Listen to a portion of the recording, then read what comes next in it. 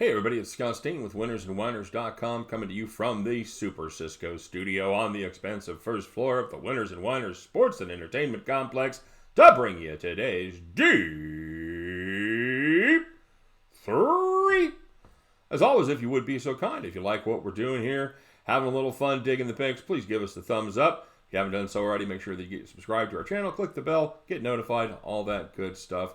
Tell your friends we're over on the social media, of course, Twitter and Facebook. Not to mention our Discord channel run by a couple of our fine winners and whiners commenters here, the Legion of Picks and Mark Richmond. Very cool guys that do a great job over there on the Winners and Whiners Discord channel. So check that out. If you like talking about betting on sports, that is. If you don't, well, then stay off of there. If you like celebrity gossip, that's not your spot. So, and of course, let us know what you're playing in the comments section. Give us your best picks up to 5, and whatever they are, if you can bet on it, doesn't matter whether it's college football, whether you're tail in the Deep-3, fading the Deep-3, coming up with something totally different, whatever it is, you put those plays up there, you win them, we'll give you the shout out. You get enough of them right, just like a super duper Cisco, you will be our capper of the day. All right. So, what else is going on? Check out winnersandwhiners.com, of course. Statsalt.com, deep dives into every game going on in America every single day. Fantastic resource, especially when you're going back and forth between sports at this time of year. It's the most wonderful time. Almost. We're getting there. As soon as the NBA and college basketball fire up, this is going to be some fun. This is the great time, and it's also not a bad time to you're going to get some. You look further down the card. You're going to get some odds that you're going to be able to take advantage of because, frankly, even with computers, even with risk management, all that bullshit in the books, they can't watch everything when you're putting up, 150 plays, 150, 180 games on the weekend, something like that on a Saturday. So, we're going to be able to spring into action and take advantage of some of those, hopefully, here very, very soon. So, with that being said, let's take a look and turn our attention to yesterday's record. We went, you know what? We took a couple of, we took a really long shot. We had the main play there was the St. Louis Washington over. We did hit that one. We took a spin on the Yankees, just getting a good price on them against Garrett Cole. And you know what? Yankees had their shots early. Cole, like a lot of great pitchers, if you're going to get him, you're going to get him early. And the Yankees loaded the bases, 2 of the first 4 innings. I think they left eight guys on the first 4 or 5 innings. So they had their shots. They could have done it for us, but they did not. They hit a couple, too. They had 2 guys on, hit one to the wall. Another foot or 2. That's a really fine bet. So we didn't cash on our plus ticket there on the Yankees. And then we took a spin on the St. Louis Cardinals. And yeah, they're absolutely dead. I really thought they would be able to rally the troops and put up a good showing. I thought they would want to get off to a good start. They did no such thing as they went down 1-2-3 and gave up 112 runs in the first inning on their own. Now I think they gave up 7 in the first. So that was fun. Anywho, it was certainly good for our over. So that definitely came true, as we suspected one of those teams at least would be able to put up a big number. And on the premium side, we did go 1-0 as we had the Houston and the New York Yankees under. And that was, again, after we got past the first few innings, it wasn't anything that we really had to sweat too bad there. Yankees made a little noise late, but not nearly enough. So 1-2 we go on the Deep-3. 1-0 on the premium side. That is fitty. We go 2-2 on the day.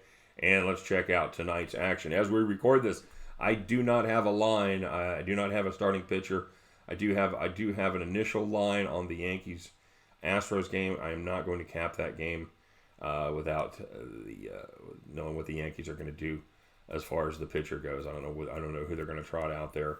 So I'm not going to cap a game blind. I do have a baseball play though, as we'll get to here in just a second.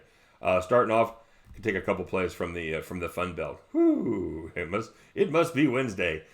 Taking a look at South Alabama as the Blazers travel about 170 miles from their campus to take on the Troy Trojans. Troy minus 15 here is the number.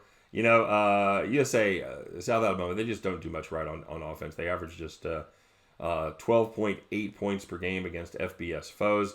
They played 2 overtimes last week. Stay with me here, kids.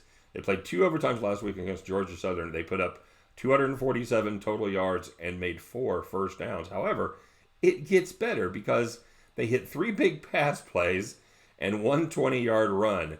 So that means for 198 yards were those 4 plays, all right? So that means that they had 49 yards on their other 28 plays, not even averaging 2 yards per play. Yikes.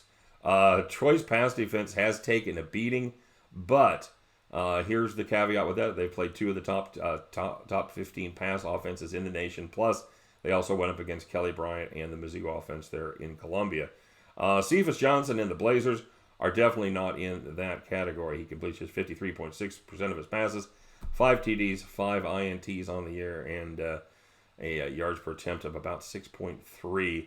Now, he does have a couple home run hitters on the outside, but they may be able to get home a couple of times. I don't think they're going to be able to sustain many drives and be able to have many answers for a Trojan offense that's put up a fair amount of points. They put up 35 or more against everybody except for Mizzou. USA is 121st in the country. They run just 65 plays per game. Only 5 teams in America punt more than they do. But did you suspect there was a bet coming, or did you think I was going all the way with Troy? Troy has been overrated by bettors this season. All right, they have, especially on their home field, they are 0-3 against the number there on the friendly confines. Meanwhile, South Alabama is 3-2 against the spread versus FBS competition. We faded them last week. I still have no idea how they did it, but they actually got that game to overtime, had a shot at winning it. They had a field goal for the win, and it's like watching magic. You watch a team that makes 4 first downs. How are they ever in a game? And yet there it was. And here's how they did it. They played a snail's pace. They limit the opportunities for the other team, and they punted very well. They averaged 44 yards per punt on 8 punts, and that kept the field just a little bit too long for Georgia Southern. This is a big rivalry game that usually plays closer than it should, and the dog has covered 5 of the last 6 games. Troy's starting quarterback is questionable at this point, and he likely won't be at 100% even if he does go. He had knee surgery last season, and he blew out his knee, his ACL, about a year ago to right now. I think that they're going to limit his exposure. I think if they get any kind of a lead, they'll probably take him out. I think this is going to be a slog, though, and when it's a slog, when one team wants to slow it down, it always makes it harder to cover those big numbers. I like the fact that we're getting more than 2 touchdowns here. Keep an eye on the quarterback situation. If Caleb Barker can't go for Troy, I'm guessing we're probably going to lose a point or 2 on this one. I think we're going to get down in the 14 range, and we don't want that. So I would, if you like it, you want to lock it up, I'd lock it up at 15, because honestly, not a whole hell of a lot of difference between 15 and a half. Even 16, you're not a little more key than 15, but even 16, you're not getting much out of that. So I would I'd take the chance there and get it down on 15. All right, and we're gonna take another play in that game. This is actually the play that I like better. We do the videos every day. There's no game, so I'm gonna pick a side. And while I do like that play, this is actually the play that I like better. South Alabama is, like we talked about, they're really bad. They have topped 20 points just one time this season when they put up 21 in kind of a weird game. It was an opener against a very bad, as it turns out, Nebraska team. Some plays are a numbers play, and some plays are a trends play. The side on the game that we just did, that pick, that's a trends play. You look at visiting team does well, the underdog does well, and it's a rivalry game, so you make a play based on the trends. It's not necessarily supported by the raw numbers. You look at the raw numbers between these two teams, you probably lean towards Troy. However, this play here, team total under 20.5, this play is both. And if you look around, there might be some 21 out there depending on how this goes, because it caps out at 55 and minus 15 for Troy, which should be somewhere in the 21 to 36, excuse me, that should be 55. So you're going to have 34 and 21. Yeah, 34, 21, 36. Right in that neighborhood. Just 35, 20. 34 and a half, 20 and a half. That's because they got that. So there may be some 21. Keep an eye out on. Obviously, if we can get it to 21, jump all over it. I still like it at 20 and a half.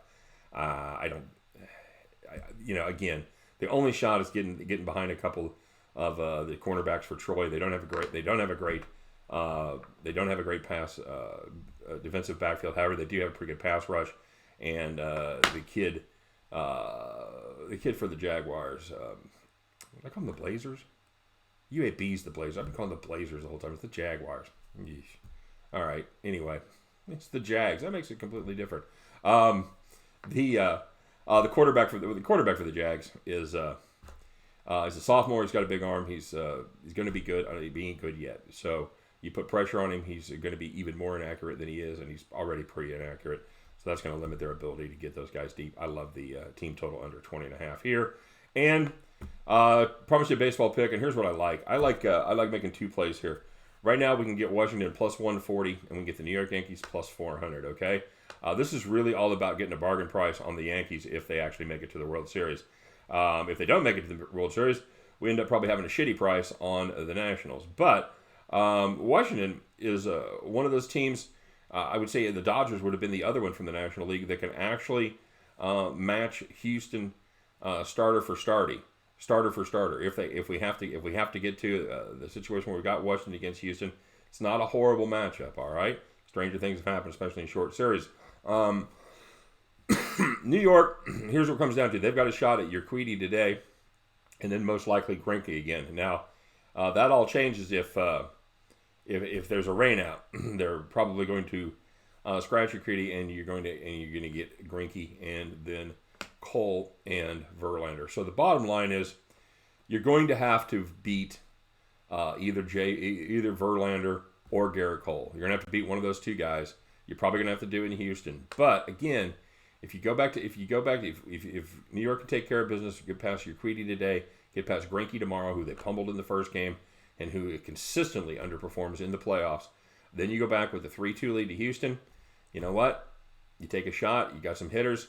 You run into a couple of them. Garrett Cole, give him 5 walks again. Maybe this time they find they get two more feet on a couple of those fly balls, and New York sneaks one out and gets to the World Series. So give me Yankees plus 400, and give me a little bit of a hedge there with the Washington Nationals plus 140. All right. So we'll get down on those 3 bets, you guys, and it's Hump Day. We'll start off the football week on the right foot. Guys, get down on those 3 at the end of the contest. You guys can join me as we pick up our winning tickets and head back to the window. All right, everybody, let's take a quick look as we've broken our little bit of a cold streak there on the premium side. We're back to 12-16, and also there is our football record. We're running 56.6% on the season, 43-33-1. Interested in getting the premium picks? Please follow that link there, and we'd be happy to have you on the team. All right. So let's take a look at how you guys did today. Man, it was a shady day for me. Got a lot of shade today. So I'll share some of that with you. All right. We'll stop with this is one of the most bizarre ones that I got. We'll start with the Fader. The Fader said, because I talked about keeping this about sports, keeping politics out of it yesterday. So the Fader addressed that. He said, if you want to keep this about sports, maybe you should stop with your racist comments also, such as the Cubano sandwich thing that you kept chirping about the other day, and just stick to your picks. So apparently, if you like a Cubano sandwich, you are a screaming racist.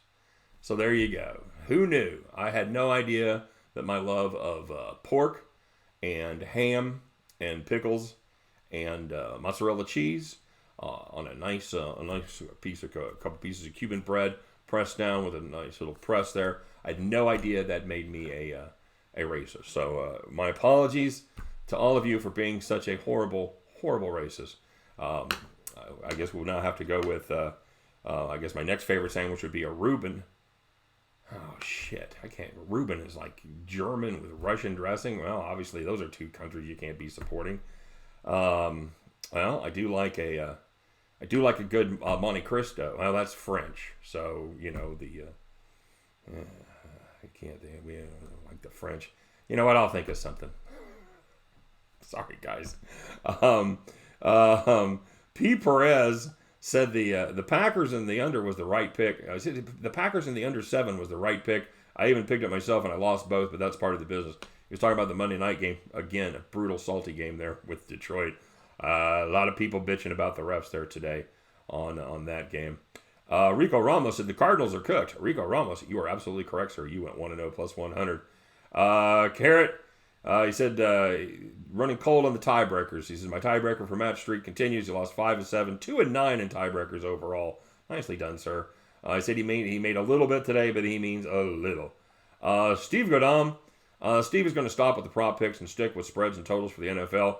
So to see you guys on Wednesday, Thursday, Friday, Saturday, and Sunday. Taking Monday and Tuesday off. There you go. That's a beautiful week. Look at that, Steve. You get 2 days off? That'd be weird. Congratulations, my friend. And he said he'll keep listening to the show every day and told us all to kill the bookies, which we will do our best. Jorge Correa, he somehow found this game with the Czech Republic yesterday for Super Cisco. The Czech Republic lost to Northern Ireland in soccer friendlies. That's what I was. I was looking under hockey. So yeah. Apparently, it's not enough if you just put the odds in the name of the team. Maybe throw the sport there as well. Okay. Pat Cogney. Pat put up some plays from the tennis, and that did not go so well. But Pat says that he got Houston in the game, and he also thinks Houston wins the series. So I think that's probably a pretty fair bet at this point, and judging by the fact that New York's 4-1. Yeah, I think you got a good play there. C-Dub, not the best day, but I know that he's got a lot of other picks that he didn't share, so he might have ended up okay. Mikey B, he's back. He said, bless the chat. Hope you guys kill the book. Thanks, Mikey. Good to have you back commenting. Landon Hayes ends up going 2-1 plus 65 on the day. Had a couple plays from the Yankees-Astros game. He had a couple of unders there. Both of those cashed. Super Cisco. He went 4-0. 4-0 on the day. As Super Cisco, he had a fine day as he had the Astros minus 1.5. Astros first 5, the Astros minus 1.5 full game. Cole under 9.5 strikeouts, and the Nationals minus 1.5. Nice done, Super Cisco. That's 4-0 plus 400, my friend. And let's see, Kent P. Not the best day for Kent P. He's eating the PB&J. Hey, there we go. It's the PB&J. Nick Ramparo. I can't believe I got comments about this. He's a nice new chair. It's real nice. Okay. So, and he said that he's going to take some shit pics. He's going to take off till Friday. Here's the deal on the chair. This is actually my old chair. This is the chair that I use every day. It's my office chair. It's what sits on my desk. I usually have another chair because it sits up a little higher. And last night, to be honest with you, I did laundry. I had to clear out laundry because my wife had to do a load. So I ended up having laundry that I really didn't feel like folding about 3 a.m. It was on my other chairs. I just said, fuck it. I'm just sitting in my regular chair. So that's how that started. And then I remembered part of the reason was that it was weird about how the back would block out the logo. So, I think for further notice, I'm going to keep using my chair. Now, if you look really close, I don't know if you'll be able to see it or not, but you can tell it's my chair. It's not new because on the back of it, you see like literally hundreds of little cat claw marks, as my cat used to sit up there as I was camping and keep me company. And she'd think she was going to fall off about every time and have to. So anyway, it's a well-used lucky chair. How about that? Lou Dog said Cole's a beast, and the Yanks are not winning this one, but they're winning the series. There you go, Cole Dog, 4-1, brother. For today, he went 1-0 on the day, plus 100. Legendary King said the refs screw the Lions again. Something is up. You know, dude, I'm not a big conspiracy guy, but then you look at a game like that last night and you go, and you really have to question and go, what the hell is going on? That's yeah, it's hard to look away from, man. They made some horrible calls there.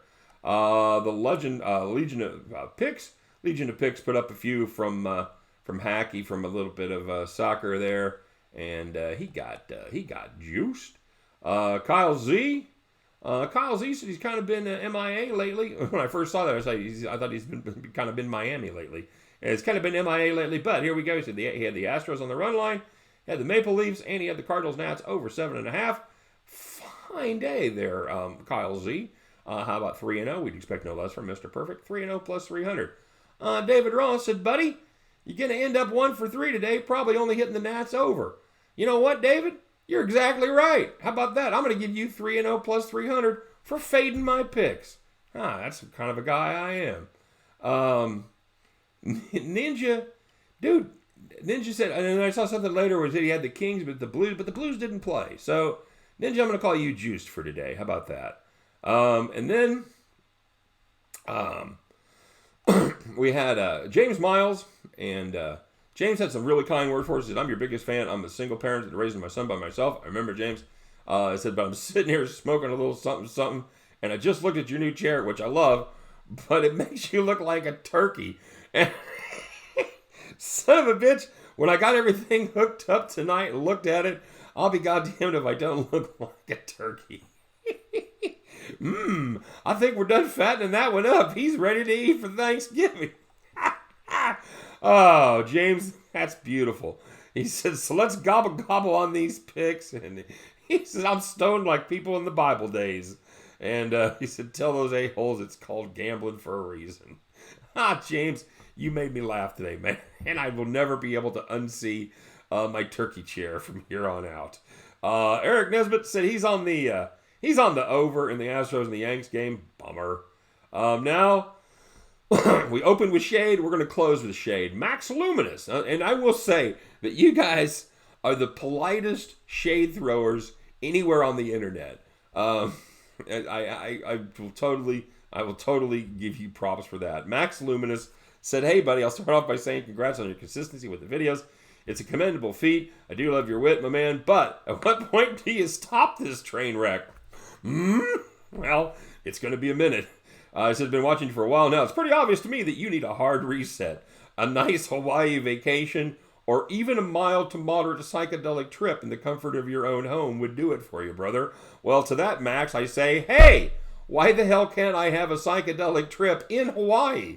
Kill 2 birds with 1 stone. I've done both of those things. They're fantastic. I think they should be done together. He said that, and then some other stuff. He said, over the past year, I noticed you consistently miss many factors that stats won't provide you. He said, I'm going to go in depth about it later in the comment section and how to align those stats. He said he's 75% in the NFL and 70% in college football this season. As always, dude, I look forward to anybody that can help us beat the books. If you're better than me, I'm not saying I'm the best capper in the world. I'm saying I'm better than most. If you're better than me, man, keep sharing those picks. Put your picks out there, and let's have at it. I love it. I hope you go 5-0 every goddamn day. Absolutely. I'll have you on the show. We'll figure out. We'll make you a star, brother.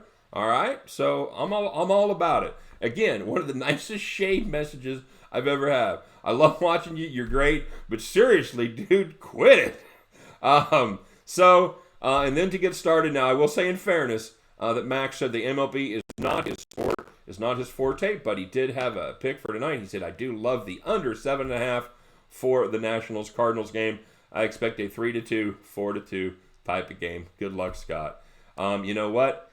A lesser man than I would make fun of him for missing that bet and giving him a bunch of shit. I am not going to be that guy. I'm not going to be the guy that throws shade to somebody over missing 1 pick, because Lord knows we fucking miss a lot around here, all right? We still win more than we lose. We're still profitable, but even being profitable, you're going to miss a shit ton. So, Max, better luck on your next picks. I do hope you keep posting. I really do, man. I want to see your college picks. I want to see your NFL picks. I am all about helping these guys win. I don't have an ego, all right? This is a very easy sport to keep track of. If you have more money than you started at the beginning of the day with, you are a winner. So keep them coming. Appreciate you reaching out. Appreciating the friendly shade. All right. All right. So our closet cappers for today: Kent P plus 65, 2-1. Loot Dog Phillips, Loot Dog 1-0 plus 100. Rico Ramos 1-0 plus 100. Kyle Z 3-0 plus 300. Mr. Perfect. David Ross, the Fader. He faded me, not the fader, not to be confused with the actual fader. No, the David Ross faded me. 3-0 plus 300. And for the second day in a row, he's halfway to a jersey, kids. He's halfway home. It is the one, the only Super Cisco going 4-0 plus 400. Super Cisco, my friend, you are our capper of the day. Congratulations. Hey, give us a play, man. Give us your play of the day for, what are we at now? Give us a play for Thursday for that NFL game. I think it's the, who's playing? I can't even remember now. It's the Chiefs. So, yeah, if you got something from the NFL, you got something for college games, throw it out there, all right? For the rest of you guys, thanks for watching. Good luck on all the plays today. No matter what happens, we'll meet back here tomorrow. We'll bitch about our bad beats, brag about those fat stacks, dream about our Hawaiian vacations on acid, and we'll fire it up and do it all again. You guys take care. We'll talk to you tomorrow. Bye-bye.